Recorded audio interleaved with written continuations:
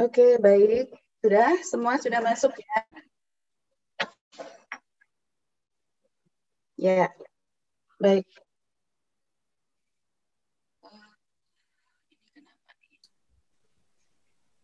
Ya, baik. Teman-teman semua, selamat pagi. Assalamualaikum warahmatullahi wabarakatuh. Waalaikumsalam warahmatullahi wabarakatuh. Suara saya putus-putus apa terdengar?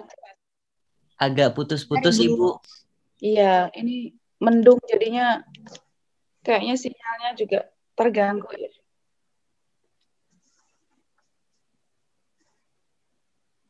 Sebentar nih. Cek.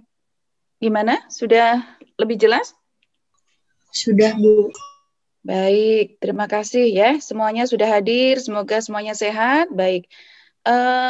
Pertemuan hari ini kita akan melanjutkan dari bab konsep ya, konsep tentang partisipasi, dan hari ini kita akan melanjutkan ke bagian konsep komunikasi partisipatif. Jadi kalau yang minggu lalu kita tahu ya konsep-konsep partisipasi, lalu dia tujuannya apa ya, lalu kemudian hambatannya ya. Coba kita mulai dulu dari mereview materi minggu lalu ya. Baik, sebentar. Oke, baik. Apa terlihat jelas? Sudah muncul di layar? Sudah, Ibu. Sudah, Bu. Oke, baik. Nah, waktu kita bicara konsep partisipasi, kita sudah memahami tentang bagaimana munculnya partisipasi itu. Dan itu karena kegagalan dari sistem pemerintahan yang sentralistik. Atau pemerintahan sentralistik itu mengalami beberapa masalah atau dampak ya yang kurang baik dari pembangunan, karena kalau sifatnya sentralistik kan dia sifatnya itu top down ya, jadi tidak melibatkan penduduk ya atau people dalam proses pembangunan. Nah, lalu kemudian kita sudah masuk ke bagaimana kita seharusnya bersikap ya, sebagai apapun, fasilitator, komunikator, peneliti, pekerja lapang. Jadi nanti ketika teman-teman bekerja di masyarakat, maka kita mengambil sikap yang ya mendengar ya, lalu kemudian tidak buru-buru menghakimi, mengkritik ya, lalu mempersilahkan kepada penduduk untuk menyampaikan apa yang dia pikirkan, apa yang dia harapkan, dan itu yang disebut dengan konsep partisipatif. Jadi memberikan kesempatan ya kepada penduduk ya atau pihak-pihak lain ya selain dari pemilik program, kan kadang-kadang partisipasi itu bias ya. Seolah-olah kalau yang berpartisipasi itu hanya penduduk gitu ya. Padahal sebenarnya ya partisipasi itu semua pihak. Nah, kalau kita sebagai tadi fasilitator, peneliti atau apapun, kita bekerja di lapangan, berhadapan dengan stakeholders, ya, kita membiarkan stakeholder itu menyampaikan ya apa ya yang dia pikirkan, tujuannya, dan semua orang yang terlibat itu diberi kesempatan untuk ikut memikirkan, merencanakan dari awal, lalu pada tahap berikutnya melaksanakan, memonitoring dan mengevaluasi sampai memanfaatkan hasil. Nah, itu kita memberi kesempatan dan konsep partisipasi itu di situ. Nah, lalu kemudian kemarin kita sudah cek bahwa ketika pihak luar itu berkuasa penuh, maka partisipasi masyarakat itu pasif. Sebaliknya, ketika partisipasi masyarakat itu aktif ya atau disebut dengan self mobilization, maka sebenarnya kekuasaan pihak luar itu minimal atau sangat kecil.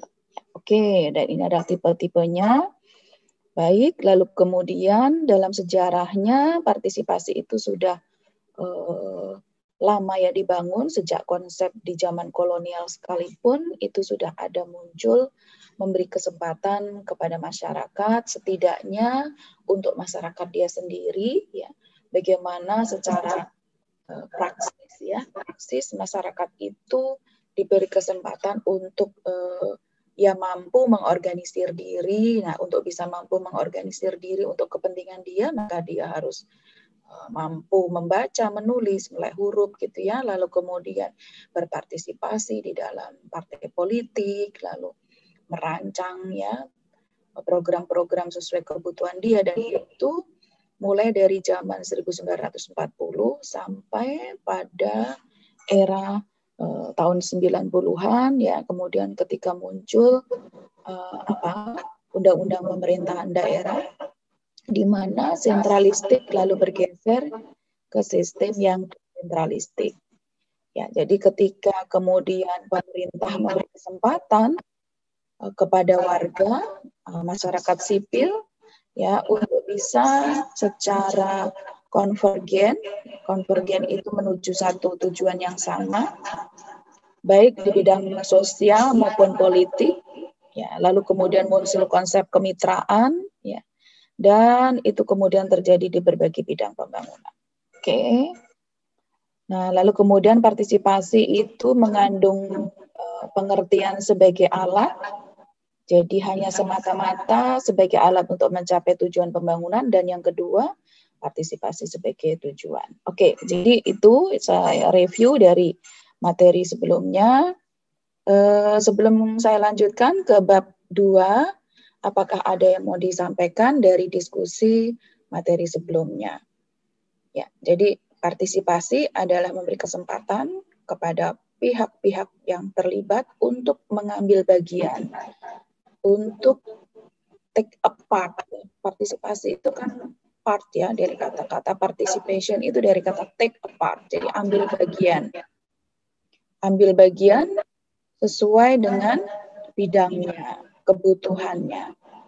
Jadi ketika mata kuliah ini teknik-teknik partisipatoris adalah teknik bagaimana memberi kesempatan atau mempersilahkan pihak yang terlibat untuk mengambil bagian dalam program atau kegiatan. Jadi itu mungkin review dari bab 1. Gimana? Sudah clear? Ada pertanyaan?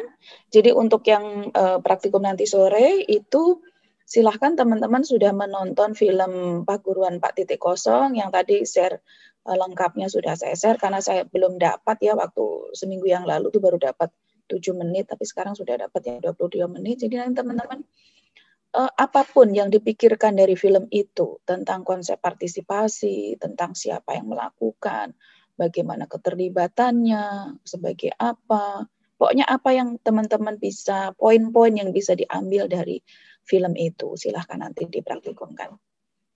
Baik, silahkan. Barangkali ada yang ditanyakan. Ibu, izin bertanya, Bu. Oke, silahkan. Siapa nih? Nurul Amira, Bu. Oke.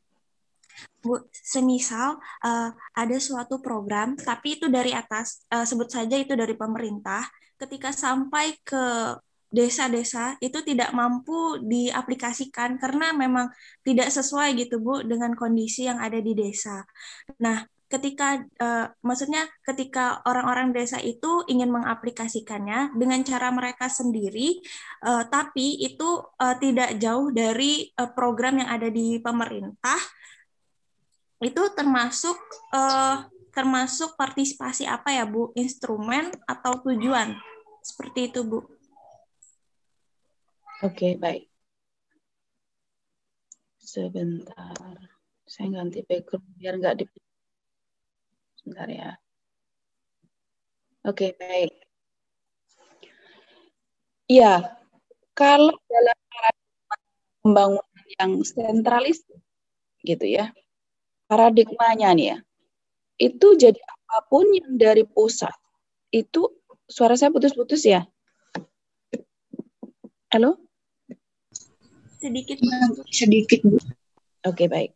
Kalau saya ada playback ke sayanya agak putus-putus tadi.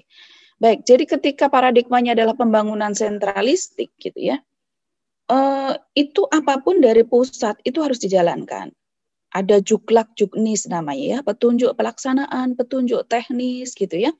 Nah, dari program atasan itu sesuai itu, misalnya kalau dana 100% itu 80% untuk program, 20% untuk manajemen. Nanti kalau di audit itu tidak seperti itu, harus mengembalikan. Nah, Itu yang kemudian sampai sekarang itu juga masih ada seperti itu. Kalau dananya dari APBN itu memang ada ada peraturan-peraturan yang memang harus dipatuhi ya, dipatuhi. Jadi kalau saya juga punya program yang bersumber dari dana APBN itu memang demikian. Nah, kadang-kadang kita nggak bisa gitu untuk merubah, terutama untuk kegiatan yang sifatnya itu menggunakan dana-dana APBN dan hitungan tentang penggunaan dana itu sudah ditulis di dalam Juklak Juknis tadi itu. Saya pernah dapat program KKN Revolusi Digital itu ya, misalnya 80% untuk program, 20% untuk manajemen. Itu sudah strict ya. Nah, di situ sudah ada ya, seringkali sudah ada gini, programnya boleh didiskusikan gitu ya, programnya boleh dipilih berdasarkan kondisi, tetapi untuk masalah uang itu harus strict karena nanti diaudit, dilaporkan dan sebagainya. Karena kalau tidak, ini nanti kita kena BPK gitu. Betul. Jadi partisipasi juga bukan berarti kita semau-maunya kita, bukan. Tetapi sebenarnya ada aturan-aturan yang harus dipenuhi.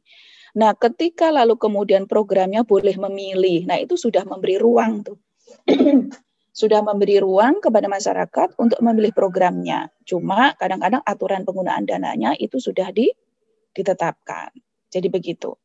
Nah, ketika tadi kemudian tidak bisa diimplementasikan, lalu masyarakat menolak juga sering. Jadi kalau masyarakat itu sudah bisa menerima aja sudah bagus itu. Jadi masyarakat sudah mampu menjalankan program pembangunan itu, berarti dia sudah partisipatif.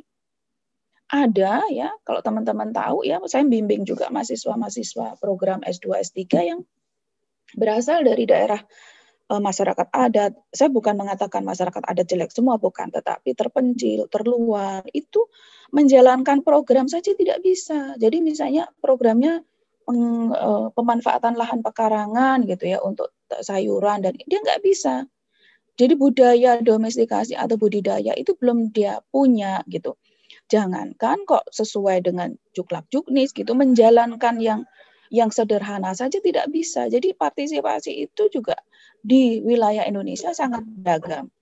Ada yang sudah mampu merespon lalu merubah program sesuai dengan kebutuhan, tapi ada juga yang tidak bisa. Jadi program dikembalikan. Ada juga yang misalnya gini, saya mau nerima kambing, tapi bukan kambing yang masuk angin gitu. Ada itu yang lucu seperti itu. Jadi kambingnya itu pemerintah tuh kadang-kadang dananya tuh saya nggak tahu juga ya, apakah dana misalnya kalau kambing harganya berapa ya, 3 juta mungkin, gede itu 3 juta ya. Mungkin kalau 2,5 juta, mungkin kalau korban kan ada yang 1-2 jutaan gitu ya untuk kambing korban. Nah segitu itu kan sehat kambingnya gitu ya. Nah, tapi kadang-kadang bantuan itu bentuknya kambing. Nah, sampai ke masyarakat itu sudah dalam keadaan tidak sehat, masuk angin. Nah, itu masyarakat menolak, nggak mau saya yang itu. Nah, itu berarti partisipasinya sudah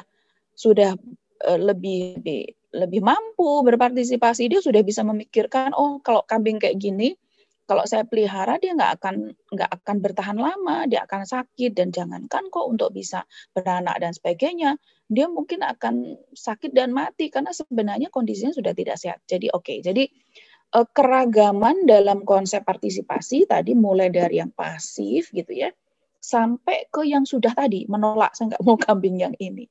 Jadi gitu. Itu semua disebut sebagai partisipasi dari yang hanya sekedar, hanya itu maksud saya di levelnya itu masih sangat ringan gitu ya. Partisipasinya ya nerima aja gitu.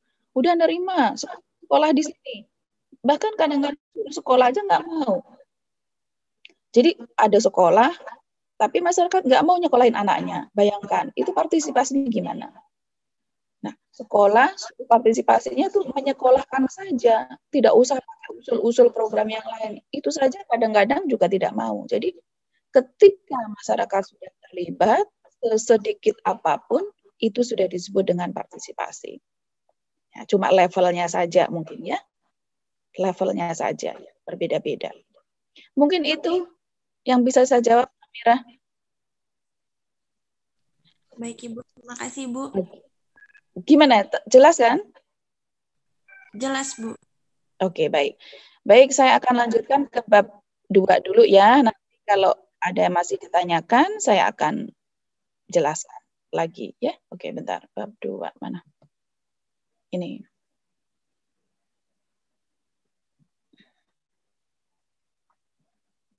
Oke, terlihat? Terlihat Ibu. Ya, tadi di berita acara saya tuliskan metode partisipatif dan komunikasi partisipatif. Nah, itu artinya kita akan belajar tentang yang metode partisipatif itu yang lebih dia disebut sebagai participatory rural operation. Sedangkan yang komunikasi partisipatif itu nanti ada communication, PRCA. Jadi participatory rural communication operation. Jadi bagaimana memahami desa secara partisipatif. Bagaimana memahami cara-cara berkomunikasi dengan orang-orang di desa sehingga mereka mampu berpartisipasi. Jadi itu dua itu yang kita akan pelajari.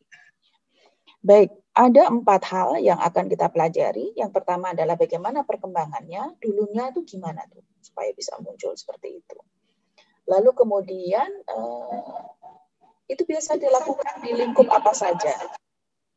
Lalu kemudian bagaimana metodenya. Nah, lalu ada hambatan-hambatan masyarakat dalam berpartisipasi. Oke, kita akan pelajari satu persatu. Ya, kembali ke Chambers ya. Di bab 1 kita sudah mengutip sekilas tentang Chambers ini, Robert Chambers ini adalah dia seorang peneliti yang dia mengkritik ya bagaimana orang-orang itu orang luar ya, dikatakan orang luar karena sebenarnya dia datang ke dalam satu komunitas, memahami desa. Lalu ada yang disebut dengan turis pembangunan. Turis pembangunan tuh ya kayak jalan-jalan ke desa, melihat desa dari pinggir jalan raya, tidak mau masuk gang, gitu ya. Nah itu lalu kemudian memunculkan metode ini. Jadi bagaimana suatu cara ya yang memungkinkan masyarakat desa itu saling berbagi, lalu bisa juga berbagi, menambah ya, memberi informasi, ya menambah itu bisa. Oh saya punya informasi ini, saya punya pengetahuan tentang ini, tentang suatu program yang akan dikembangkan.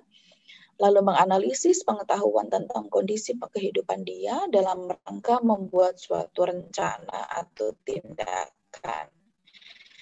Jadi Chambers ini menjelaskan bahwa memahami desa sebagai pengetahuan dan praktek di dalam kehidupan. Nah, lalu kemudian membuat Ibu, maaf suaranya putus-putus, Bu. suatu program pembangunan. Nah,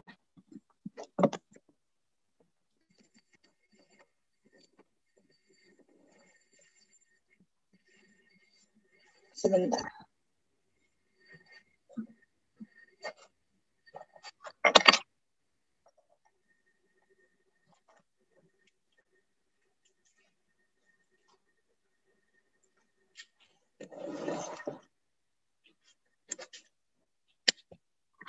Saya ganti device.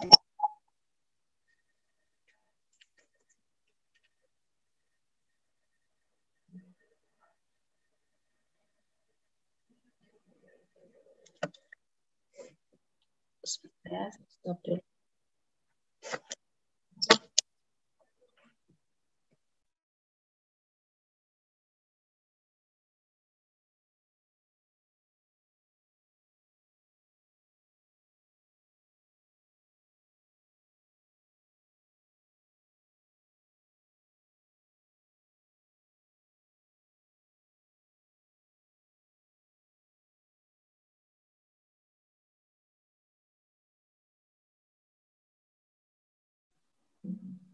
Cek. Halo? Iya, Bu. Ya, Bu. Masuk, Bu. Lebih jelas apa enggak? Jelas, Bu. Oke. Tapi saya masih juga playback ya. Oke, saya coba lanjutkan ya. Nanti kalau putus-putus lagi tolong disampaikan.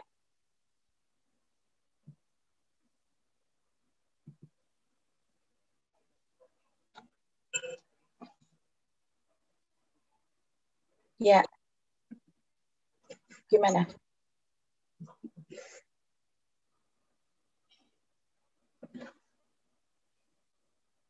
Oke, terus saya matikan video saya.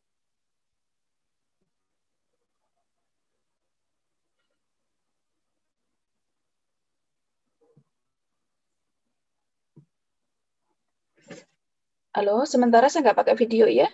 Saya share screen ya. Ya Ibu, tidak apa-apa. Oke, baik. Ya, ini tadi ya saya ulang ya tentang chambers ya. Chambers itu di bab 1 sudah muncul konsepnya. Jadi bagaimana memahami desa yang membuat orang itu bisa memahami kondisinya dan membantu merancang ya program pembangunan. Jadi konsepnya adalah dengan pendekatan dan metode ini bisa mempelajari kondisi dan kehidupan pedesaan dari, dengan, dan oleh masyarakat desa. Oke, nah di bukunya Chambers ya itu judulnya adalah memahami desa secara partisipatif ya. Nah ini adalah satu pendekatan tadi ya yang memahami kompleksitas desa. Desa itu rumit gitu ya. Nah itu dengan cara yang tepat ya. Tepat artinya dia secara biaya juga menjadi lebih efisien sebenarnya, bukan efektif ya. Jadi lebih efisien, lalu ada pendekatan triangulasi, mungkin teman-teman sudah pernah mendengar sebelumnya ya. Triangulasi nanti kita akan cek di slide berikutnya. Triangulasi, lalu pengakuan atas pengetahuan lokal ya, kemudian melawan bias ruang-ruang ya, kotak-kotak gitu. Misalnya, oh saya peneliti, oh saya petani, oh saya hanya masyarakat miskin, oh saya perempuan. Nah, gitu. Itu artinya adalah terkotak-kotak. Jadi seringkali memahami dalam satu maksud tertentu, memahami suatu kondisi tertentu, tetapi bias dalam kotak-kotak siapa dia gitu ya. Jadi itu yang kemudian kita buat dalam memahami proses secara partisipasi ini adalah kita tidak dalam kotak-kotak, tetapi kita satu pihak yang sama untuk memahami satu hal yang sama dari multidisiplin atau dari perspektif keilmuan yang berbeda-beda. Jadi ketika memahami suatu misalnya masalah tentang kekurangan gizi dan mungkin adalah bagaimana menjamin ketersediaan pangan gitu ya, itu satu ahli gizi, satu ahli budidaya pertanian, satu ahli pengolahan, satu misalnya pemasaran. Nah, itu adalah orang-orang yang beda bidang keilmuan, tetapi memahami satu masalah yang sama. Gitu. Lalu kemudian ada namanya penelitian sistem usaha tani. Nah, ini sebelum muncul PRA sebenarnya ada di FAO itu suatu proses bagaimana dia meneliti kompleksitas dari sistem usaha tani. Di sana ada misalnya profesionalitas, rasionalitas petani. Jadi kadang-kadang ada petani yang maunya nanamnya padi terus gitu ya. Lalu kemudian dia nggak mau kalau misalnya suruh nanam sayuran gitu. Petani menyatakan bahwa nanamnya padi saja udah jelas laku gitu. Lalu susah nanam sayuran nanti nggak panen, teknologinya masih rumit dan sebagainya. Jadi kemampuan rasionalitas petani juga bagian dari sistem usaha tani, di mana perilaku petani itu kemudian menjadi objek ya eksperimental, di mana bagaimana membuat suatu sistem usaha tani yang tadi menguntungkan, lalu kemudian sesuai dengan orang itu sukanya nanam apa, artinya pengetahuan dan teknologi yang dia punya, tetapi lalu kemudian tetap menjamin ketersediaan pangan. Nah, itu adalah bagian yang awalnya sebelum PRA ini adalah penelitian sistem usaha tani ini yang lebih awal menjadi satu cara atau pendekatan. Jadi teman-teman karena di bawah Institut Pertanian Bogor, saya rasa Ketika masuk dalam satu masyarakat, mempelajari sistem usaha tani ya secara partisipatif adalah antara lain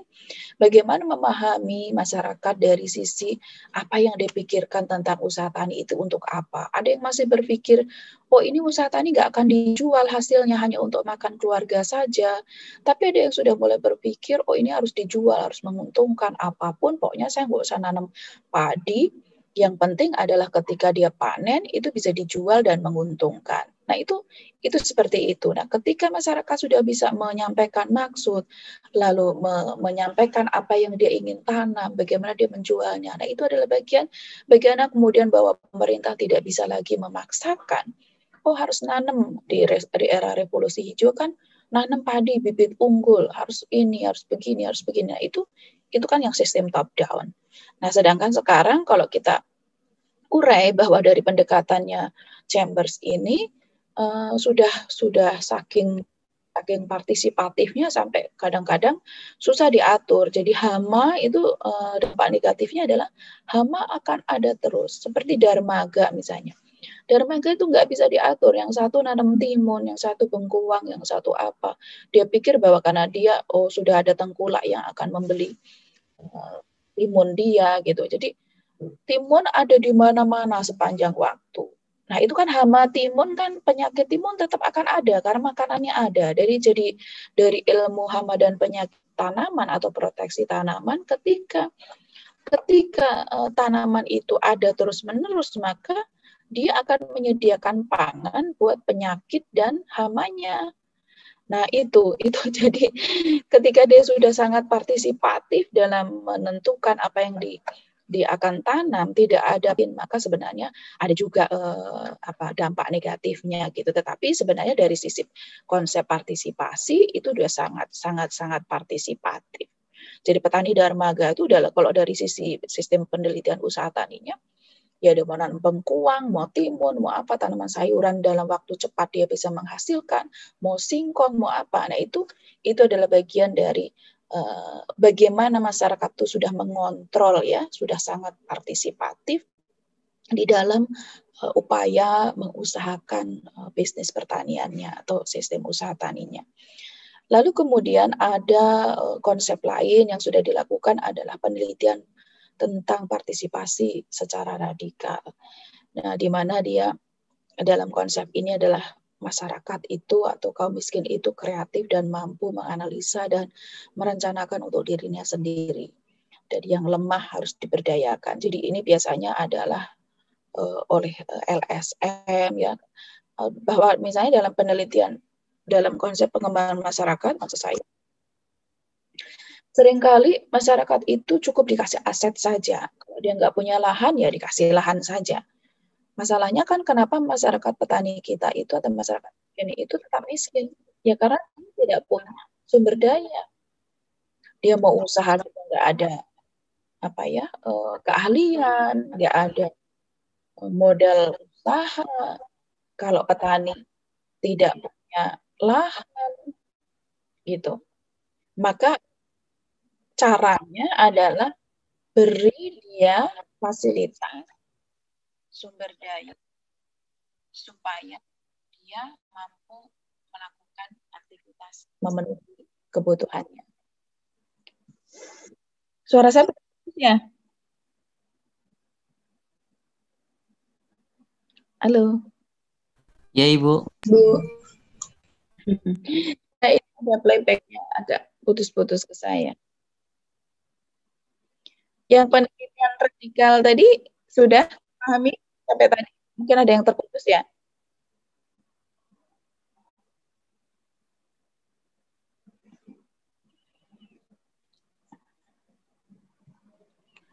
Oke, baik. Coba sampai di sini ada komen? Halo, ada komen?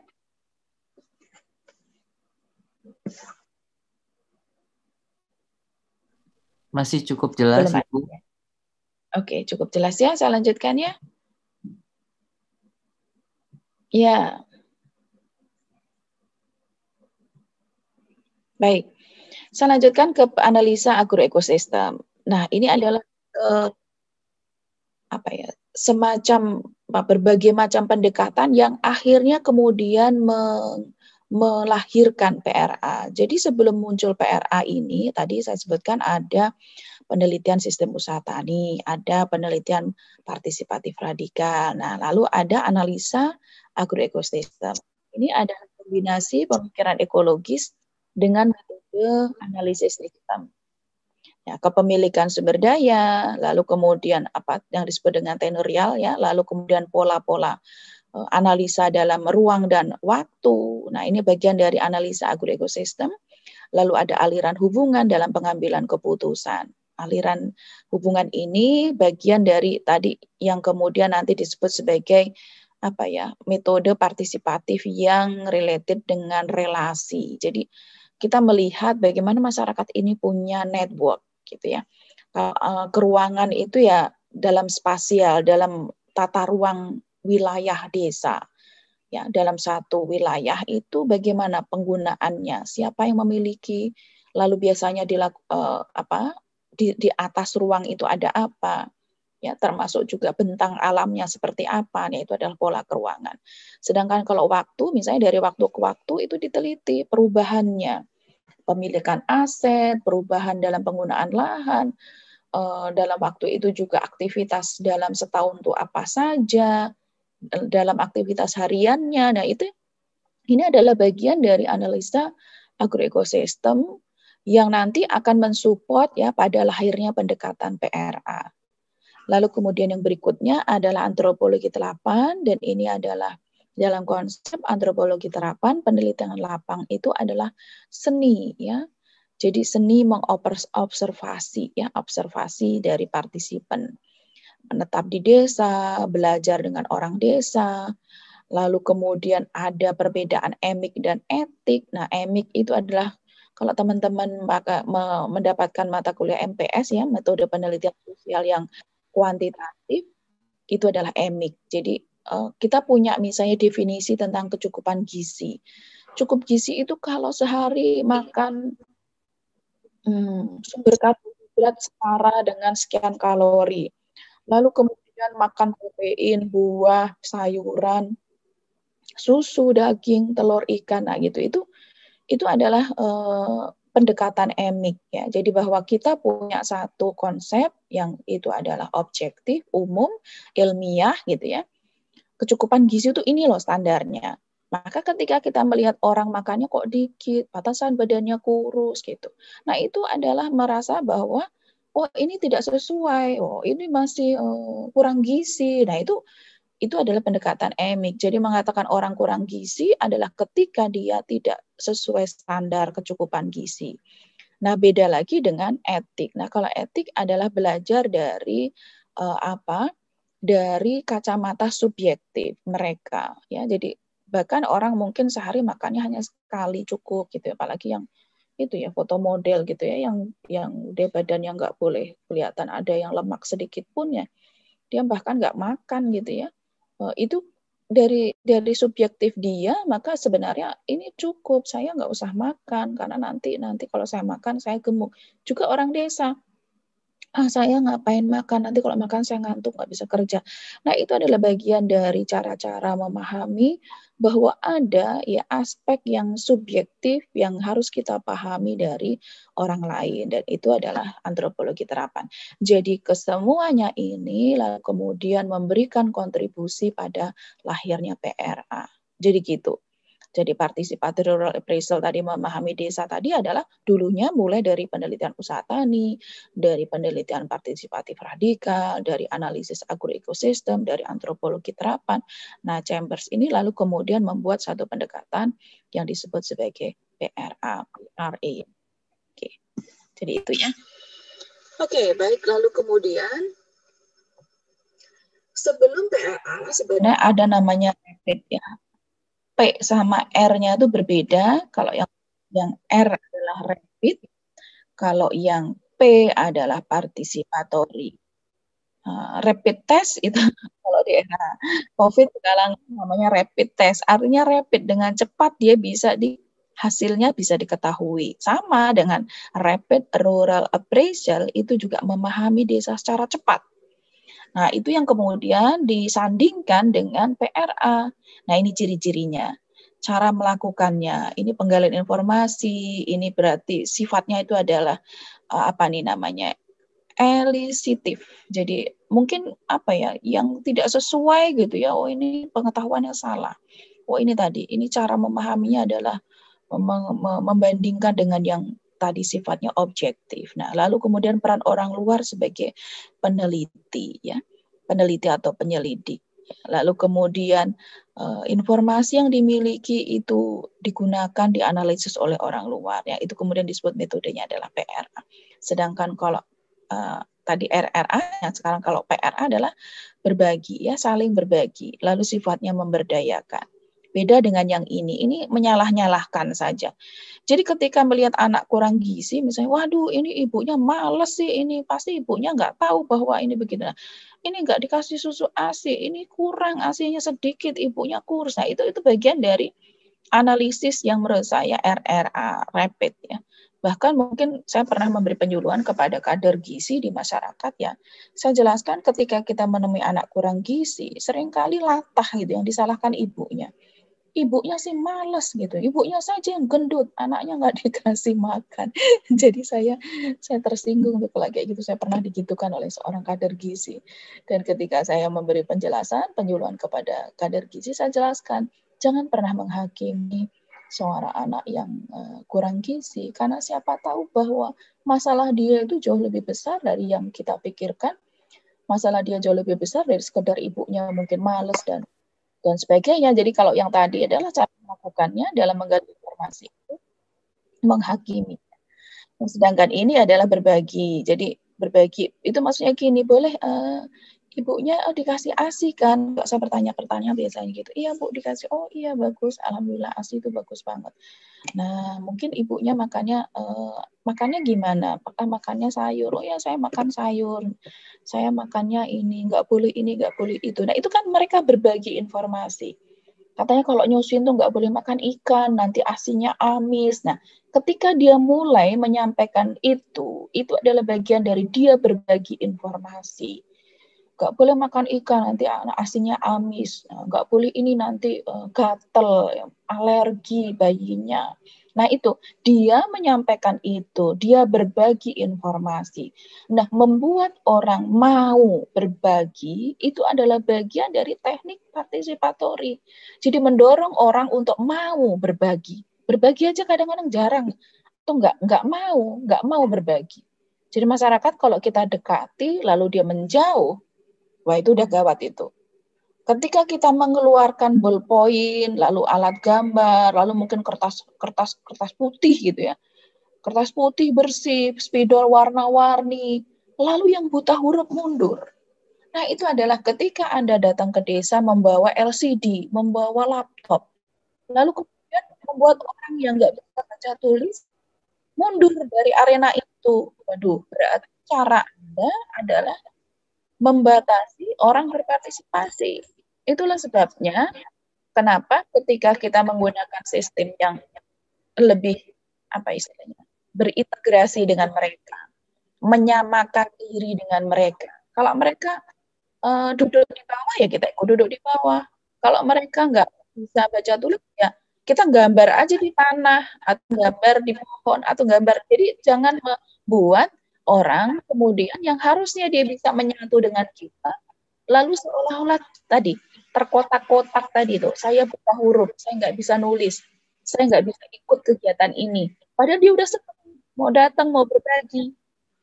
Tapi karena Anda kemudian membawa teknologi yang canggih, justru mungkin masyarakat menjadi enggan untuk mau berbagi. Jadi teman-teman juga hati-hati, jangan juga ini dijadikan sebagai hambatan.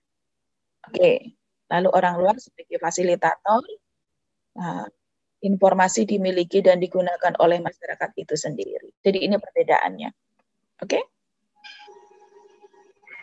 Nah, kita lanjutkan prinsip-prinsip PRA menurut Chambers ya.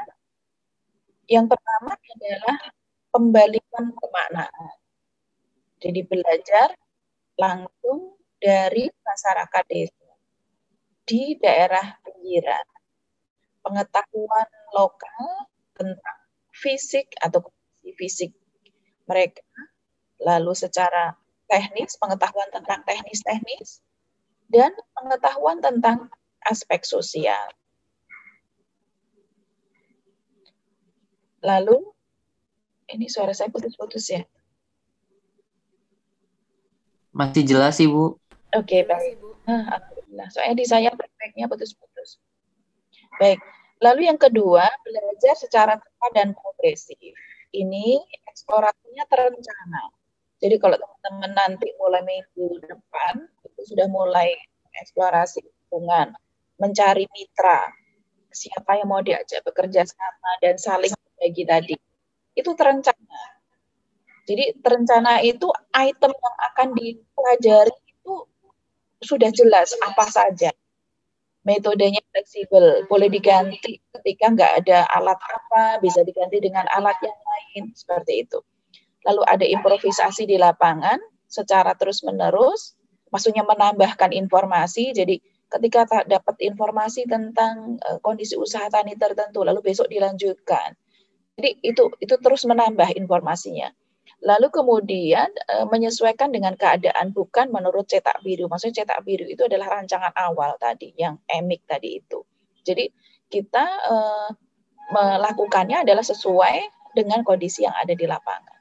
Menyeimbangkan bias, jadi ini rileks, jangan tergesa, mendengarkan bukan menggurui, fokus pada yang termiskin, fokus pada yang marginal. Jadi maaf, ketika nanti Anda datang di masyarakat terus ada ibu-ibu yang minggir terus, nih ada apa nih kok minggir terus, ternyata dia nggak bisa baca tulis gitu. Nah itu justru harus Anda lebih dorong untuk bisa mau berbagi. Jangan kemudian fokus pada yang pinter ngomong saja terus, jangan ya. Nah itu adalah menyeimbangkan bias. Bahkan mungkin yang pinter ngomong diajak sebagai fasilitator. Oh ya ibu, boleh nggak ibu bantu saya menjadi fasilitator di sini? Oh bapak, jadi ada tuh pernah suatu ketika saya membuat suatu ya semacam PRA ya, tapi bentuknya pelatihan gitu ya. Itu ada orang yang ngomong, mendominasi pembicaraan dan kadang-kadang mengganggu gitu. Nah, dalam hal itu kemudian menyeimbangkan bias tadi adalah, Bapak boleh nggak bantu saya di sini? Jadi ketika dia merasa dihargai, lalu kemudian dia kan yang paling mengerti kondisi dia di lingkungan dia, lalu kita kasih kesempatan dia untuk membantu tim gitu ya, untuk mendorong teman-temannya mau berbagi, dan akhirnya yang tadinya mengganggu kelas gitu ya, akhirnya kemudian jadi tidak mengganggu, jadi mereka lebih baik. Oke, lalu kemudian optimalisasi trade-off atau pertukaran. Jadi dalam hal ini adalah prinsip pengabaian optimal, mengetahui apa yang tidak perlu diketahui dan mengetahui ketidakakuratan. Dan ini adalah lebih baik ya kira-kira benar daripada benar-benar salah. Jadi ini artinya ya memang kadang-kadang tidak ada satu kebenaran yang mutlak gitu ya. Mungkin mendekati atau kondisinya. Kondisi. Jadi misalnya perubahan tahun gitu ya, angka-angka yang pasti itu kadang-kadang kan susah ditebak, tapi kira-kira mungkin didekati dengan mungkin peristiwa apa yang terjadi saat itu gitu. Misalnya kita menanyakan Bapak umurnya berapa ya, lahir tahun berapa? Aduh nggak tahu, saya nggak ingat lahir saya. Yang Bapak ingat peristiwanya apa ya? Waktu itu ada meletus gerakan SPKI, saya sudah bisa ngomong, saya sudah ingat. Nah, ya kira-kira umur saya itu mungkin waktu itu 4 tahun atau 5 tahun. Jadi kemudian dikira-kira, oh berarti tahun 65 umur dia adalah 5 tahun. Nah, berarti berapa tuh dia lahir tahun 1960.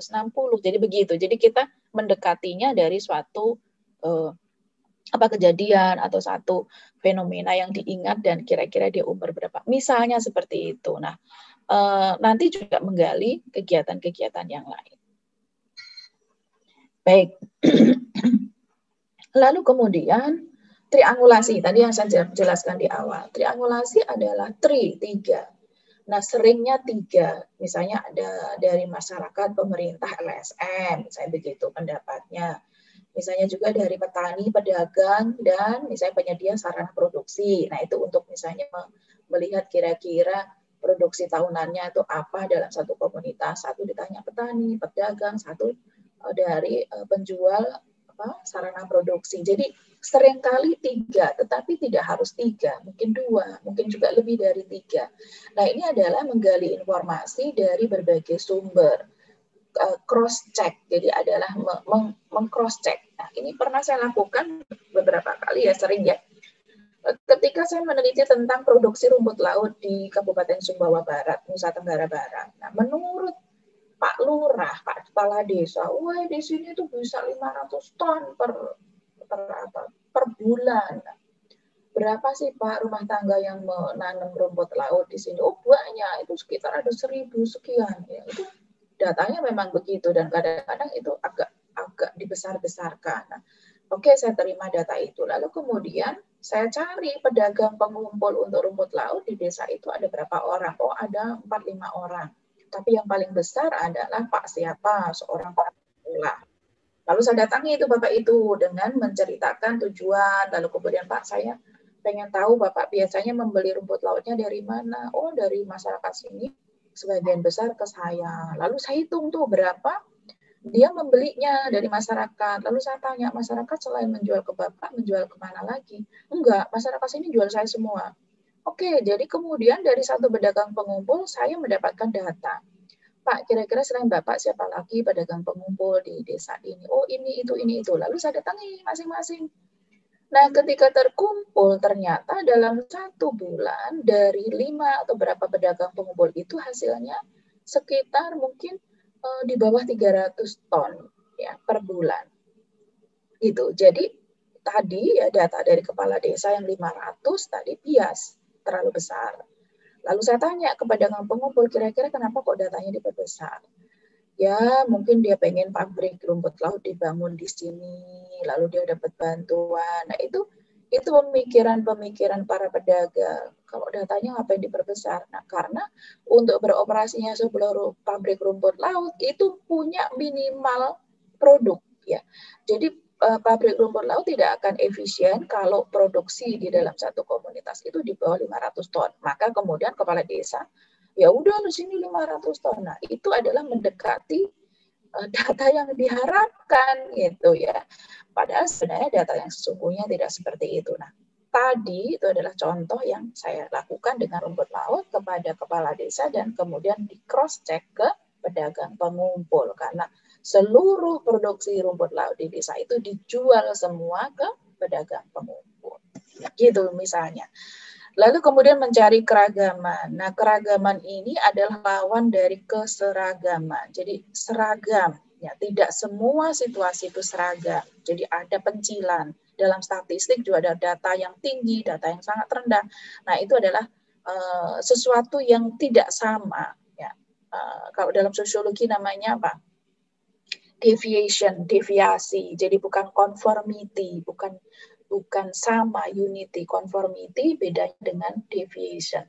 Nah, di sini memaksimalisasi keragaman, kekayaan informasi, kemudian mencari dengan sengaja perbedaan-perbedaan ataupun tradiksinya. Lalu kemudian berikutnya adalah memfasilitasi penduduk untuk melakukan apa prinsipnya. Jadi orang luar, tadi peneliti atau fasilitator, itu adalah memfasilitasi fungsinya. Lalu kemudian sikap kritis dan tanggung jawab. Nah ini kepo, memang kalau fasilitator atau peneliti itu harus punya sifat keingintahuan yang tinggi. Dan jangan sampai lalu kemudian itu mengkritik, bukan mengkritik, tetapi menelisik. Menginvestigasi, tetapi dengan cara-cara memberi kesempatan untuk berbagi. Oke, yang itu kemudian ada di prinsip ke-9, saling berbagi. Tadi sudah saya jelaskan. Oke, baiklah kemudian ini yang berkaitan dengan perbedaan antara PRA, PRCA, Participatory Rural Appraisal dan Participatory Rural Communication Appraisal. Lalu ada riset komunikasi tradisional. Nah, bedanya nanti ini ya di dalam PRA itu ada sifat yang apa itu namanya? Tidak holistik. Jadi dia hanya meneliti pada kebutuhan komunitas, opportunity-nya. Nah, lalu bagaimana solusinya? Tanpa hadir untuk melihat komunikasi isu ya, isu-isu komunikasinya. Jadi kalau bedanya ini melengkapi. Kalau PRCA dia lebih pada bagaimana selain yang tadi ya, meneliti community needs, opportunities, lalu kemudian problem solution, dia juga memasukkan communication issues. Jadi di PRCA ini juga nanti melihat, oh ini keputusannya di level mana, oh individu, oh ini di kelompok, oh ini di pemimpin. Nah ketika pemimpinnya sudah mengambil keputusan, oh semuanya akan ikut. Nah pengambil keputusan, isu-isu komunikasi itu lalu kemudian kita pelajari di PRCA. Jadi ketika nanti di penelitian usaha tani, oh ternyata yang nanam, yang memproduksi itu adalah laki-laki. Itu di hasil penelitian saya di disertasi saya. Ternyata yang pegang ATM itu istrinya. Nah, dalam komunikasi itu siapa yang meskipun si suami ini adalah orang yang kepala keluarga, tetapi keputusan dalam pembelian, penagihan, pembayaran dari perusahaan dan sebagainya itu yang melakukan istri atau perempuan. Nah, dalam hal itu adalah kalau itu dilakukan di PRA, mungkin dia akan miss dalam arti bahwa dia mengesampingkan isu-isu komunikasi. Nah, tetapi di PRCA itu juga bagian dari yang kita pelajari nanti adalah termasuk network-nya dan sistemnya. Oke. Lalu kemudian di PRCA itu ada tujuan untuk improve communication. Jadi kalau di sini mungkin juga iya, tetapi tidak terlalu spesifik di komunikasinya. Sedangkan untuk yang pengembangan masyarakat, improve communication itu adalah bagian dari improve keberdayaan, ya. Empowerment dia itu adalah bagian dari komunikasi itu. Jadi ketika orang berkomunikasi mampu melakukan proses komunikasi itu yang kemudian dikatakan sebagai berdaya. Baik. Lalu kemudian ya empower and build capacity of communities, tetapi ini ditambahkan dengan empower, memberdayakan dan membangun kapasitas dalam satu komunitas, tetapi juga improve ya communication between them and outsider. Jadi kalau ini berdaya di dalam lingkungan, ya, tetapi kalau untuk PRCA itu termasuk bagaimana dia juga berkomunikasi dengan outsider. Nah ini kalau untuk teman-teman komunikasi atau KPM itu cocok sekali karena ketika dia mampu menghasilkan di level internal, misalnya dia bisa memproduksi beras organik, lalu buah-buahan organik, kampungnya kampungku organik. Nah, tetapi ketika dia juga mampu mengkomunikasikan itu dengan orang luar, maka kemudian dia akan mampu menjual produk-produk dia, dan itu artinya lebih memberdayakan. Jadi itu ketika saya mendampingi KKN di Wonogiri, ada sebuah gapotan dari isinya adalah ibu-ibu. Dia berhasil mengekspor ya, kampungnya itu disebut sebagai go organic farming ya. Jadi dia awalnya memproduksi tanaman pekarangan ya, mulai dari buah naga, pisang, apapun lah yang bisa diproduksi di pekarangan, dan dia bertekad bahwa satu pekarangan 4 tanaman buah minimal. Lalu dia menanam terus, tapi lalu kemudian dia memfoto hasil-hasilnya, ada alpukat, ada jambu air, ada mangga yang paling gitu ya, bagus ya. Dan itu kemudian dia mencari ke teman-teman sekitar desa. Jadi ketika permintaan dari orang luar dan itu importer ya, dia ekspor ke negara-negara di Eropa, itu dia lalu mencari ada nggak mangga arum manis yang kayak gini. Lalu kemudian dicari sampai akhirnya kemudian lintas kecamatan lalu mengumpulkan dalam 1 minggu itu berapa ton mangga. Dan itu adalah karena ketika dia sudah punya kemampuan berkomunikasi dengan orang luar, selain dia mampu mengorganisir dirinya sendiri di dalam satu komunitas. Ya ini perempuan dan dia sarjana pendidikan, guru sekolah PAUD gitu ya, tapi dia punya kelompok tani, memproduksi arang sekam, lalu kemudian mengoleksi tanaman buah, lalu juga menghubungi teman-teman yang punya produksi dan dijual secara rutin. Nah, dibantu oleh seorang penyuluh, dan menurut saya itu adalah bagian dari improve communication between them. Them-nya adalah people atau community dan outsider. Oke. Tidak perlu dihafal ya teman-teman, mungkin ini tidak perlu dihafal tapi dipahami saja, ini tidak holistik kalau memasukkan unsur komunikasi, improve komunikasi, ini network dan sistem, saya rasa itu. Baik, lalu kemudian ini adalah lead to joint planning of development action with community. Nah, with community.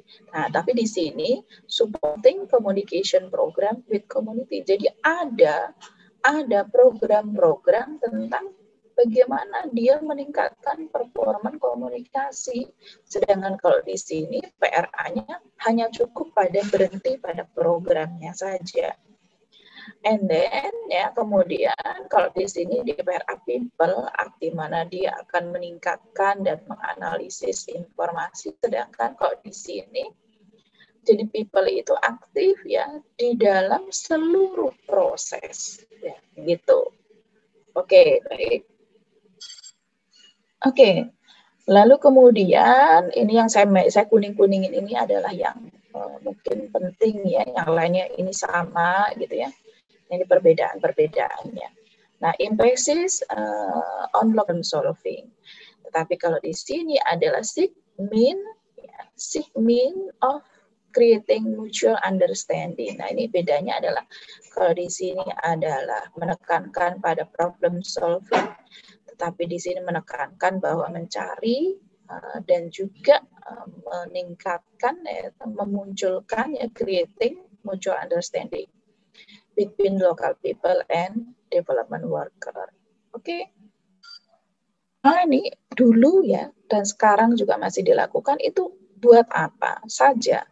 Nah, pertama adalah aplikasinya adalah untuk perencanaan, penilaian dan menuju kesepakatan dalam suatu program, juga pemantauan dan evaluasi, investigasi suatu topik atau masalah, lalu pelatihan bagi orang luar dan warga desa. Jadi PRA adalah lingkupnya ini, bidangnya apa saja? Nah, ini bidangnya bisa macam-macam. Bisa pengelolaan sumber daya alam, ini mulai dari konservasi, manajemen hutan, penilaian sumber daya desa, SD ini adalah sumber daya, perencanaan desa. Nah, bidang pertanian bisa penelitian sistem pertanian, sistem irigasi, potensi pasar.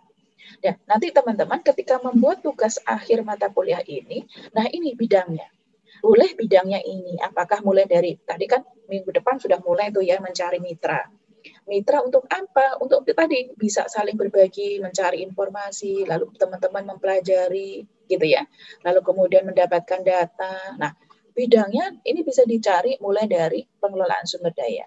Nah, ini siapa mitranya kira-kira? Ya, siapa yang ada di situ yang kira-kira punya data ini? Sistem usaha atau pertanian. Nah, termasuk juga program persamaan atau equity. Ada masalah dan peluang di perempuan, identifikasi kebutuhan kredit. Nah, ini kan bagian kadang-kadang kredit itu kan bias pada orang yang punya akunan gitu ya. Nah, ternyata yang nggak punya akunan itu bias juga loh disebutnya. Jadi bias secara struktur, orang kaya, orang miskin. Lalu mengidentifikasi kaum miskin, identifikasi peluang dan mata pencarian. Kalau ini adalah bagian dari struktur yang ada di masyarakat. Bagaimana struktur yang timpang dari laki perempuan, kaya, miskin, gitu kan. Lalu kemudian yang keempat adalah kesehatan dan gizi. Penilaian kesehatan dan ketersediaan pangan dan peningkatan gizi, kebutuhan dan perencanaan sanitasi, air bersih, dan lain-lain. Jadi ini adalah bisa diambil oleh teman-teman sebagai topik. Topik penelitian kecil-kecilan, bukan penelitian ya, penggalian data untuk suatu rancangan program. Gitu. Jadi hasilnya nanti adalah teman-teman mendapatkan data tentang perencanaan desa, data tentang konservasi daerah aliran sungai, data tentang misalnya sistem irigasi, data tentang investigasi potensi pasar, data tentang kaum miskin, data tentang peluang mata pencarian, gitu. Jadi ini adalah aspek yang bisa kita pelajari, yang metode yang kita lakukan adalah metode-metode partisipasi. Nah, ini metodenya. Nah, mulai depan kuliah itu akan masuk pada aspek teknis. Bagaimana metode terkait uang, metode perihal waktu, dan metode yang berkaitan dengan relasi.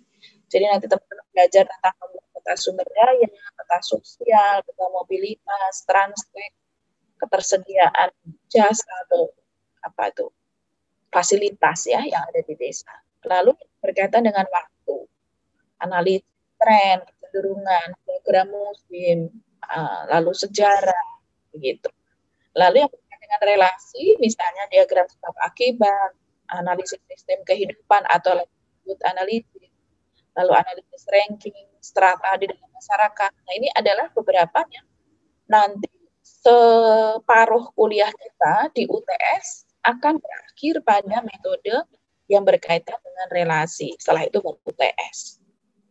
Oke, jadi minggu kemarin dan minggu ini adalah belajar konsep, lalu mulai minggu depan teman-teman sudah, kalau praktikumnya mundur seminggu ya, praktikumnya mundur seminggu. Jadi minggu depannya lagi teman-teman sudah harus presentasi tentang wilayah lingkungan sekitar ya, apa yang bisa dipelajari gitu ya, berkaitan dengan ruang.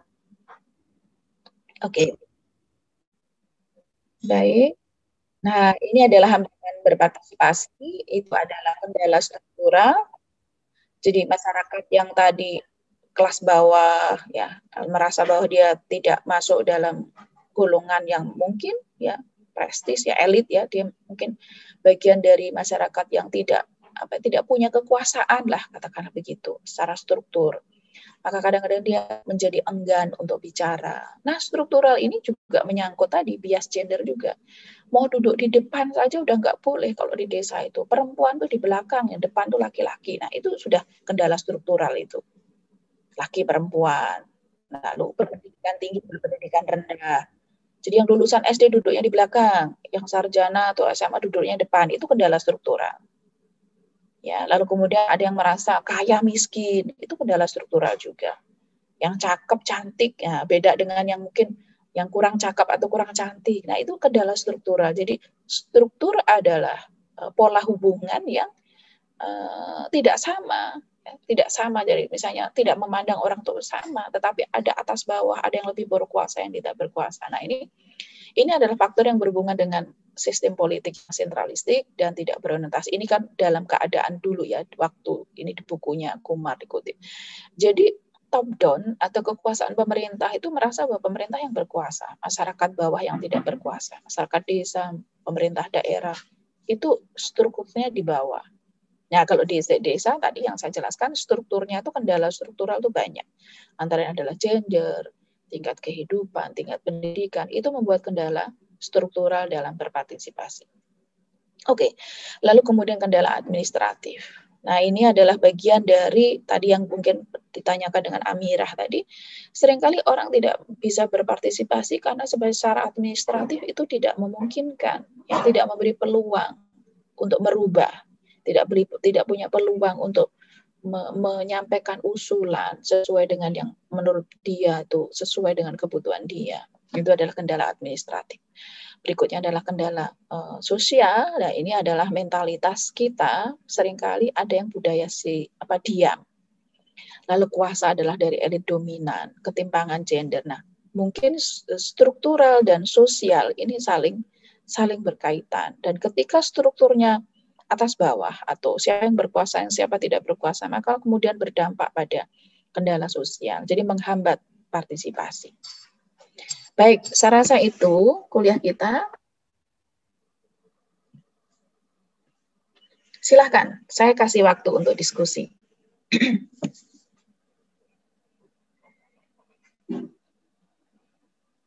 Oke, baik, ada yang bertanya?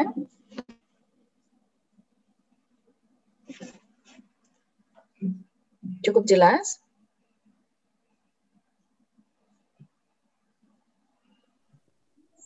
Masih aman, Bu, sepertinya sampai sekarang. Masih aman ya. Oke, baik. Oh, ini ada Mbak Tita, ada Mas Iman. Wow, saya merasa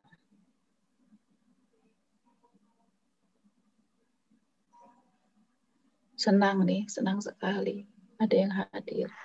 Halo Ibu. Oke, Vicky ya. Siapa namanya? Iya Bu, nama saya Fitki. Oh, Fitki. Oke, silakan. Iya, jadi saya sebenarnya masih kurang mengerti yang bagian tadi Bu, yang PRA, sumber pendekatan dan metode itu, yang bagian penelitian partisipatif radikal itu Bu. Ya. Ya, sebenarnya saya masih kurang mengerti tadi karena terputus-putus juga untuk penjelasannya itu. Kenapa bisa kaum miskin itu kreatif dan mampu menganalisa dan berencana untuk dirinya yang lemah harus diberdayakan gitu, Bu? Ya, baik.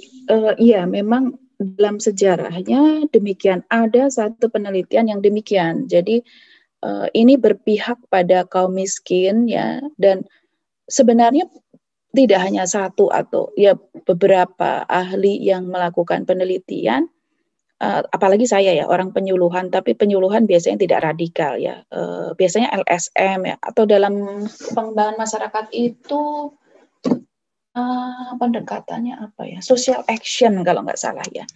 Dalam pengembangan masyarakat itu ada pendekatan yang perencanaan sosial yang dari kementerian, lalu ada yang basisnya adalah partisipatif yang itu melibatkan masyarakat ya, dan itu ada beberapa pendekatan dalam pengembangan masyarakat. Nah, ada satu yang itu adalah social action, itu pendekatan yang tadi relatif radikal disebutnya di situ. Jadi itu adalah berdasarkan kepada pemahaman bahwa kaum miskin itu tahu apa yang dia inginkan. Jadi dia pandai di dunianya sendiri. Kalaupun kemudian dia melakukan hal-hal yang mungkin tidak sesuai dengan yang diharapkan oleh pihak luar atau masih dikatakan kenapa dia tetap miskin, itu adalah bagian dari cara-cara kita untuk memahami kondisi kenapa kok begitu. Oh, ternyata dia miskin itu bukan karena dia bodoh, tetapi karena dia tidak punya sumber daya, gitu. Maka caranya adalah kasih dia sumber daya, gitu. Nah, pendekatan-pendekatan radikal adalah dilakukan ketika akhirnya programnya adalah ya dia tidak punya tanah, kasih tanah saja. Dia nggak punya ini, kasih ini aja. Jadi itu yang kemudian radikalnya itu yang kita pelajari dalam pendekatan PRA adalah memahami dari sisi informasi, dia berbagi informasi karena dialah yang paling tahu terhadap kebutuhannya. Tapi kemudian ya programnya tentu tidak harus dengan cara radikal, tetapi cara berpikir bahwa orang miskin adalah yang paling tahu, itu yang kemudian kita ambil dalam pendekatan PRA. Jadi begitu. Jadi ada tuh satu kondisi dulu di Jawa Tengah, mungkin tempat lain juga banyak ya. Perkebunan waktu itu perkebunan kapuk randu kalau nggak salah tuh di Batang ya, Jawa Tengah. Lalu pendekatannya adalah karena dia tidak punya lahan untuk bertani, ya sudah sebagian tanah dari perkebunan itu lalu dibagi-bagi ke masyarakat sebagai hak ya, diberi hak untuk mengelola lahan itu sesuai dengan kebutuhan. Jadi ketika dia anggota keluarganya 5, dikasih mungkin lebih banyak dibanding kalau yang keluarganya cuma 2 atau 3, seperti itu. Jadi cara berpikir dari pendekatan radikal itu yang kemudian kita pakai untuk pendekatan PRA di sini adalah bagaimana memahami masyarakat miskin dari aspek yang dia pahami. Gitu. Mungkin itu yang bisa saya jelaskan. Oh ya, baik. Terima kasih, Bu. Ya, oke. Yang lain, silahkan. Saya, Bu, izin bertanya. Ya, Anissa. Jadi kan, Bu, ya, di daerah saya itu saya kan juga ada mata kuliah lain yang disuruh wawancara. Kebetulan itu wawancara sebuah koperasi susu begitu, Bu. Dan ternyata di zaman Soeharto itu ada program dari Dinas Peternakan itu memberikan sapi kepada para peternak di daerah saya. Tapi itu dirasa kurang efektif karena para peternak itu tujuan dari programnya kan untuk meningkatkan produktivitas susu supaya banyak, soalnya sapinya lebih banyak. Ternyata para peternak itu lebih memilih menjualnya, Bu. Karena merasa yang pertama sumber daya yang mereka miliki dari segi manusianya untuk mencari pakannya itu kurang. Dan pasti harus memberikan pakan yang lebih banyak lagi untuk sapi-sapinya. Jadi kalau seperti itu, berarti programnya itu radikal ya, Bu, ya? Atau bagaimana, Bu? Bukan begitu. Suara saya terputus atau tidak, Bu? Enggak kok, jelas. Suara saya jelas?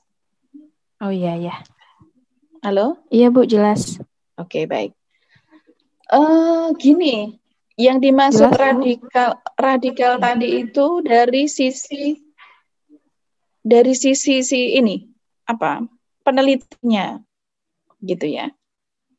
Jadi dari sisi pihak luarnya ya. Jadi menempuh cara-cara confronting gitu ya. Confronting itu yang kemudian disebut dengan radikal mungkin ya. Confronting. Jadi bukan dengan cara-cara yang tadi mungkin rencananya itu langsung pada rencana-rencana yang itu dikatakan confronting atau ya gimana ya, berkonflik ya. Confronting itu kan berkonflik ya. Kalau yang tadi dilakukan oleh pemilik sapi itu dijual, sapinya itu dijual, ya itu sudah ya terus terjadi sampai sekarang, masih terjadi sampai sekarang, banyak lah. Banyak kejadian tidak hanya sapi gitu, di era sekarang tuh bahkan lebih banyak dibelikan, kan program yang judulnya pemberdayaan kan nggak boleh, jadi harus pembelian alat atau pelatihan untuk pengolahan, sedangkan kalau pengolahan kan harus beli alat ya, pengolahan untuk apa saja, bisa pengolahan produk-produk agribisnis, mungkin bakso ikan atau bikin kerupuk atau apa ya. Karena itu pendekatannya kelompok, lalu kemudian alat itu kan mungkin susah baginya ya mereka itu ya. Anggotanya 100 orang, kelompoknya 10-10 gitu, lalu dikasih misalnya 5 atau berapa mesin untuk pengolah ikan. Mereka nggak mau bekerja sama, ya akhirnya kemudian ya udah dijual saja, uangnya dibagi. Ya kalau kayak gitu siapa yang salah? Ya mungkin masyarakatnya belum siap atau memang tidak bisa bekerja sama. Pompa air gitu ya, pompa air untuk di daerah-daerah, saya pernah tuh mengunjungi daerah di Concong Luar tuh Indragiri Hilir, itu apa itu, ada 40 mesin itu tidak berfungsi atau bahkan udah hilang dijual.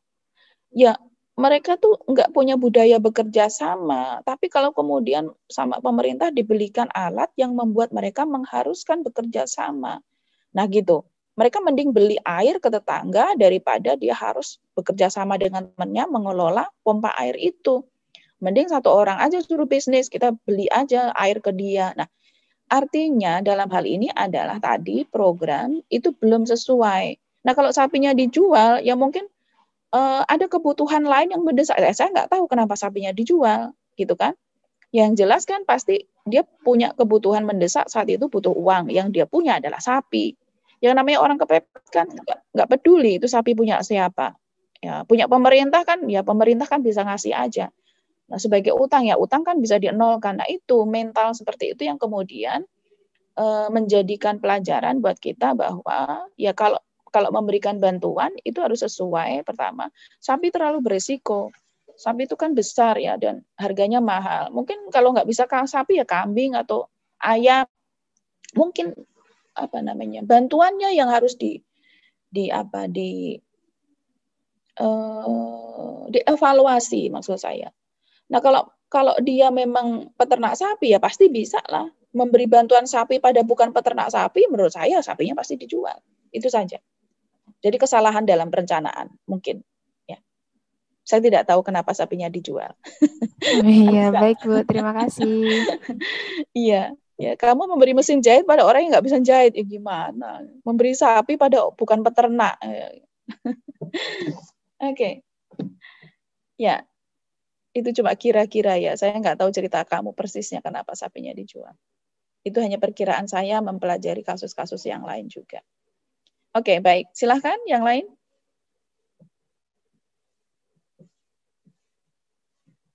Ya, saya punya cerita ya di tahun 2018 itu saya punya, setiap kali saya punya dana program penelitian itu ada sebagian ya, misalnya dananya 100 juta misalnya. Lalu kemudian saya pakai yang 50 juta itu kemudian saya serahkan ke masyarakat. Bukan diserahkan uang gitu, bukan. Tetapi itu saya buat dalam bentuk program. Mau apa gitu. Nah, yang berhasil tadi yang sampai ekspor tadi itu adalah ketika dia sudah mulai tidak semangat gitu ya, tidak semangat, lalu katanya mau jadi kampung wisata organik atau apa pertanian organik, tapi kok gitu, nggak ada semangat lah pokoknya. Lalu kemudian saya tawarkan pada mereka itu hanya dengan memberikan foto Instagram, foto yang Instagram kebetulan saya apa ya, kalau Instagram itu apa ya, follower ya. Saya tunjukkan, saya punya Instagramnya Profesor Syukur, Muhammad Syukur yang punya cabai pelangi itu. Lalu saya contohkan ke mereka gitu. Ini pernah lihat cabai kayak gini nggak gitu? Itu apa gitu dia bilang lalu. Ini cabai, itu pedes nggak? Warnanya ungu gitu. Pedes, ini cabainya pedes juga. Lalu bagus Bu, dapat bibitnya nggak? Gimana cara dapat bibitnya Bu? Gini. Ya nanti kalau bibit gampang, nanti saya carikan gitu. Tapi lalu kemudian saya ajak mereka, mau nggak kita jalan-jalan ke satu lokasi yang mungkin akan membuat mereka menjadi lebih termotivasi gitu, tidak lesu gitu ya di dalam mengelola pekarangannya itu. Nah, oke, lalu dengan dana yang ada tidak banyak gitu ya. Itu kebetulan juga di situ ada yang di Wonogiri nih ya, itu kan ada yang tukang bis juga, punya perusahaan bis. Lalu coba pinjam ke bis itu, kita jalan-jalan ke Malang, ke Jawa Timur. Berapa ongkosnya, dan karena mereka pertemanan, jadi tadi itu sharing sumber daya tadi itu juga bagian dari partisipasi, juga mendorong akhirnya udahlah pakai bis saya aja, yang penting bensinnya dibayar sama sopirnya dibayar, ini sewa bisnya nggak usah, jadi lebih murah. Nah, di Jawa Timur itu di daerah Kota Batu, Kecamatan Bumi Aji, saya kenal dengan satu ketua Gapoktan di sana. Saya bilang, Pak, boleh nggak ini ada teman-teman Wonogiri mau belajar di sana? Jangan diajak ke Jatim Park ya.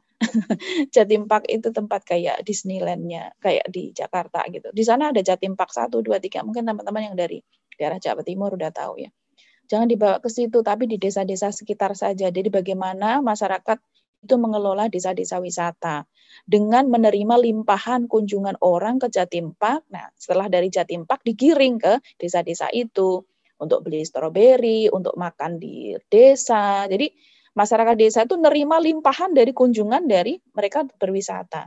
Nah, ini si teman-teman Gapoktan di Wonogiri ini saya ajak ke sana satu bis tuh sekitar 30 orang. Akhirnya dia ketemu dengan kelompok tani di sana, masuk blusuk-blusuk kebun-kebun orang, beli atau minta tanaman atau bibit. Jadi bis itu penuh dengan tanaman, dengan ini. Dan dia termotivasi karena apa? Karena kondisi desa itu sebenarnya tidak terlalu maju-maju amat gitu dengan perbedaan sekali, tidak. Tapi dia memang lebih maju, tanamannya memang lebih banyak, daerahnya memang lebih subur, lebih dingin gitu ya, dataran tinggi kan Batu itu dibanding Wonogiri dan jauh. Tapi Wonogiri punya peluang karena pekarangannya luas, tanamannya bisa ditanam tanaman buah. Jadi itulah yang kemudian mereka mau ya, ketika saya tawarkan, mau nggak program ini. Nah, dia kemudian punya inisiatif awalnya kan saya buat, dananya ini bisa buat beli benih, nah buat beli bibit. Lama-lama mereka bilang gini, Bu, nggak usah dibelikan Ibu lagi. Kita malu Bu, udah kita iuran sendiri aja.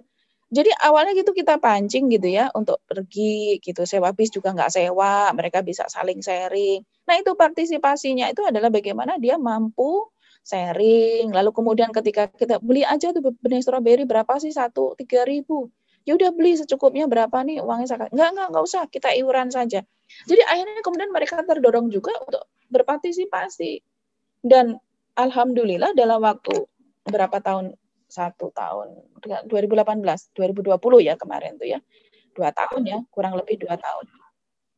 Itu dia punya masing-masing punya IG, main WA, main Facebook gitu ya. Ibu-ibunya itu kan lebih senang pegang handphone gitu ya. Dan ibu-ibu ini aktif gitu ya. Dan akhirnya dia sekarang ekspor, yang tadi saya bilang basisnya adalah pekarangan. Dan yang ditiru dari masyarakat Bumi Aji adalah bagaimana mengoptimalkan pekarangan dengan tanaman yang bisa dijual. Gitu. Memang jenis tanamannya beda. Kalau di sana kan apel, jeruk, stroberi. Nah, di Wonogiri kan beda. Nggak bisa seperti itu. Dia tanam tanaman buah kayak sawo, buah naga, mangga, gitu. Jeruk pamilo atau jeruk kali yang besar itu.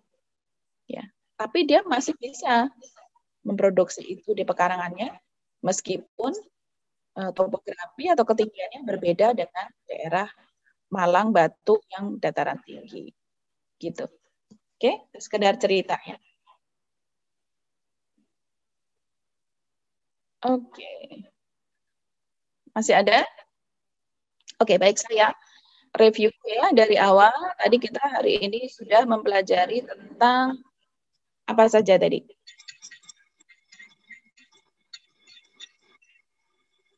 Oke, bagaimana pengembangan PRA, mulai dari PRA, lalu PRA dan PRCA, lalu kemudian lingkup pemanfaatannya. Ya, nanti teman-teman di akhir bisa memilih dari tabel ya, bidangnya bisa sumber daya, usaha tani, bisa senjangan peluang tadi, pangan dan gizi. Nah, itu bisa memilih pemanfaatan dalam teknik menggali data ini, lalu kemudian menghasilkan suatu usulan program. Ya, baik. Lalu metodenya 3 setidaknya untuk PRA, karena nanti yang PRCA akan kita pelajari setelah UTS. Nah, metode yang terkait dengan ruang, metode yang terkait dengan waktu dan relasi. Lalu ada hambatan dalam partisipasi, tadi ada hambatan struktural, lalu sosial, dan hambatan sana, apa tadi, teknis ya, kalau nggak salah ya.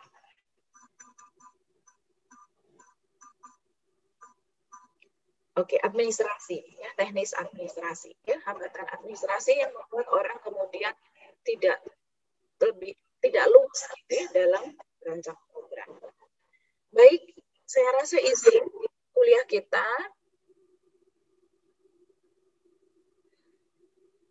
Kalau tidak ada yang bertanya lagi, saya akhiri. Terima kasih atas perhatiannya. Tetap semangat, sehat selalu ya. Mohon maaf bila ada kekurangan dan jangan lupa nanti sore kita praktikum ya. Jam berapa? 15.30 ya, tetap seperti biasa. Baik, saya akhiri. Selamat pagi. Assalamualaikum warahmatullahi wabarakatuh.